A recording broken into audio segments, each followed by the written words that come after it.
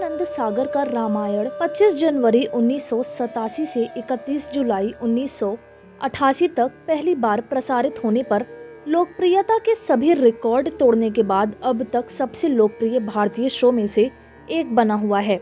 Lockdown में भी इस शो का प्रसारण फिर से हुआ और जब अयोध्या में श्री राम जी विराजमान हो चुके हैं तो फिर से लोग राम भक्ति में डूब गए हैं। कई लोग फिर से यूट्यूब पर रामायण को अपने घरों में परिवार संग देख रहे हैं। अरुण गोविल और दीपिका चिखलिया सहित शो के कलाकारों ने लोकप्रियता हासिल की और आज भी सम्मान पा रहे हैं। बड़े पैमाने पर उनकी फैन फॉलोइंग है। इसमें एक अभिनेता ने तो दर्जनों रोल निभाए थे, लेकिन अब वो गुमनाम हो गया और यहाँ हम उसी एक्टर के बारे में आज आपसे चर्चा करेंगे। दरअसल यहाँ हम रामायण के तमाम किरदार निभाने वाले झांसी के रहने वाले एक मुस्लिम एक्टर के बारे में बात कर रहे हैं, जिनका नाम असलम खान है। उन्हें रामायण के विभिन्न भूमिकाओं को अत्यंत पूर्णता के साथ निभाने के लिए प्रशंसा मिली है। असलम ने भी पहले साक्षात्कार में रामायण में अपने अभिनय अनुभव के बारे में बात की थी। उन्होंने पोर्टल को बताया कि उन्होंने वानर के मुखबिर राजा तुकाराम और सुग्रीव की भूमिका निभाई है।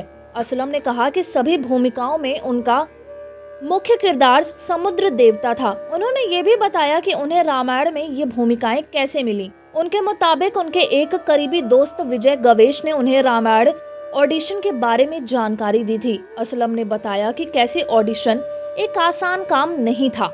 उन्होंने कहा कि रामानंद सागर किसी को किरदार देने से पहले कई पहलुओं पर विचार करते थे।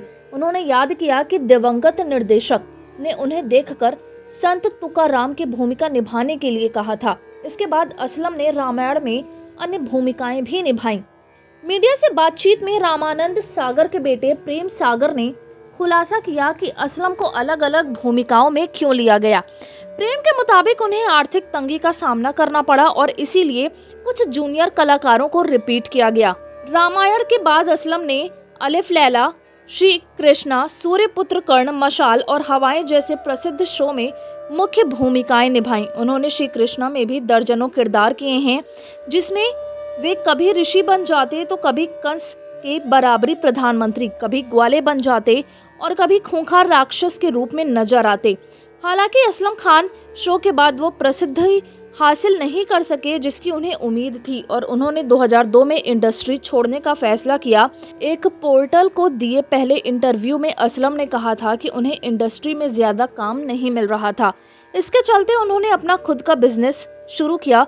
रिपोर्ट्स के मुताबिक वो उत्तर प्रदेश के झांसी में स्थित एक मार्केटिंग फर्म में काम करते हैं। कोविड-19 लॉकडाउन के दौरान रामायण प्रसारित होने के बाद असलम का नाम फिर से सामने आया था। सोशल मीडिया पर उनके बारे में तरह तरह के मीम्स और चुटकुले प्रसारित किए गए थे, लेकिन अब वो ग्लैमर इंडस्ट्री से दूर एक आम आदमी की तरह अपनी जिंदगी जी रहे हैं और परिवार पाल रहे हैं।